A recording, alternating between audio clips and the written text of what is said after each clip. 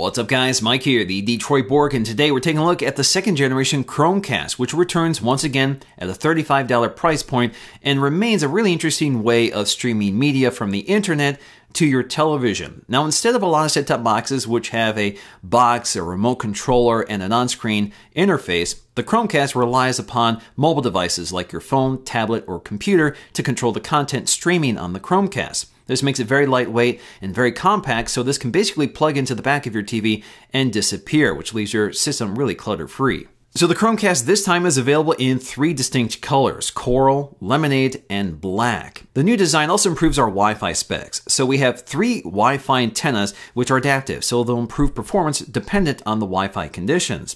We also have dual band support, so we can support both 2.4 GHz and 5 GHz Wi-Fi networks at 802.11ac Wi-Fi speeds. So all of that performance should improve video and audio quality. Although the Chromecast is a Google product, it's designed to work with Android, iOS, Mac OS X, Chrome OS, and Windows. So getting to the unboxing, first thing we need to do is peel off the tab along the side that allows us to unwrap the sleeve holding the box together. Now if you look at the inside of the sleeve, this will give you some instructions on how to set this up. It's very simple, and we'll go through that process in this video. Now getting back to the box, first thing you see on top is the Chrome logo embossed in that cardboard box. Lifting the lid, we'll find our very brightly colored Chromecast. In this case, we're looking at the coral color. Taken out of the box, we can see it's got this very glossy finish along the top, but remains very lightweight and compact. And along the back, we'll find our HDMI cable magnetically attached to the back of the Chromecast, which just pops off. Now that magnet is pretty strong. The great thing about this is that it allows us to travel neatly with our Chromecast if we need to take this somewhere for presentation purposes,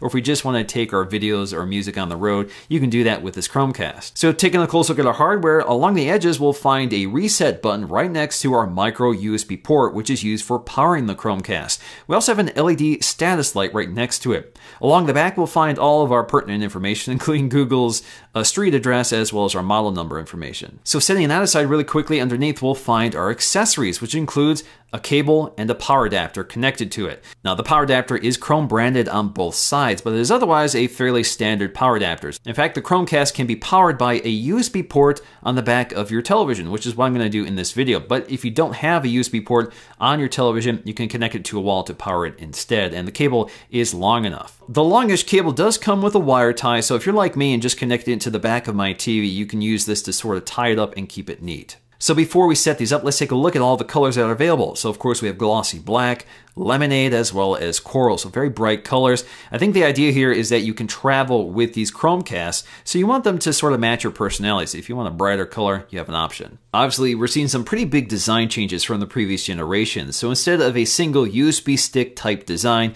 we now have this puck style design with a flexible HDMI cable, which means it's easier to install in tighter locations. And the new design is a bit bigger and heavier to accommodate the beefed up antennas. But they have very similar hardware features, including a reset button, a USB port for powering the Chromecast, and an LED status light. Next up, let's go and connect everything up. First thing I want to do is connect the micro USB cable to the back of the Chromecast. And then I want to connect that to the back of the TV in my case. So I have a USB port on the back of the TV, and it's powerful enough to power my Chromecast. Again, it just needs a standard USB port, so most TVs should have one of these available on the back. So once it's connected, you'll see the LED status light up, indicating what's going on. Next up, we need to connect our HDMI cable to a port on the back of the TV, and of course, we're going to flip the TV around and switch to that port. So as you can see, it's not exactly tidy back here, but the great thing about this new Chromecast design is that with a flexible HDMI cable, you no longer need to use an adapter if your port is crowded or facing toward the back of a wall, like a lot of wall-mounted TVs are. So once the Chromecast is booted up, we get a setup screen indicating that this has to be set up to be used for the first time. So what we want to do is go to either our iOS device or Android device, download the Chromecast app. This will allow us to set it up for the first time. So launching the Chromecast app, the first thing you should see is the Chromecast available to be paired. Once it's selected, the TV and the app will flash a setup code. So all we have to do is verify that those match. Next up, you have to select your region, and then you can go ahead and name your Chromecast on the network. So in my case, I'm going to name it Chromecast Red. Now your Chromecast isn't yet connected to your Wi-Fi network, it's just connected to your phone. So what we'll have to do here is select our network and log in with our password.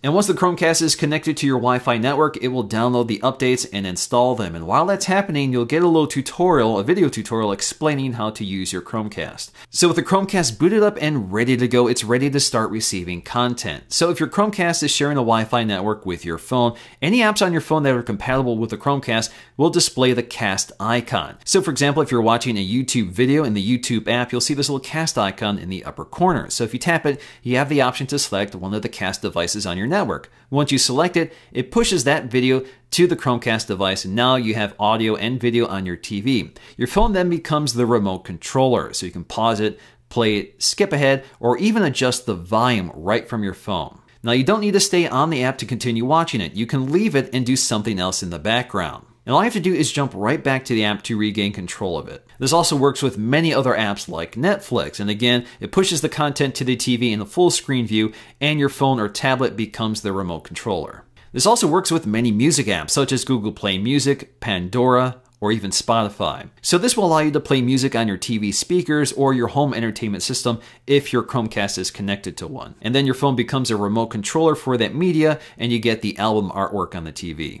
Even some photo apps work with Chromecast, such as Google's Photos app. So if you want to see a slideshow, a full screen slideshow right on your TV, you get this little Chromecast icon within the photo gallery. So you can swipe through your images and you get a full screen uninterrupted view right on your TV. So you don't see any of the navigation tools, and you can pinch in and out and look at your photos on your phone without affecting that on the TV. So again, a really slick solution for looking at your photos on the big screen. Now the Chromecast is very similar to other set-top boxes. It broadcasts in full 1080p HD video with 5.1 surround sound where supported. Now still the best experience with Chromecast is via an Android device.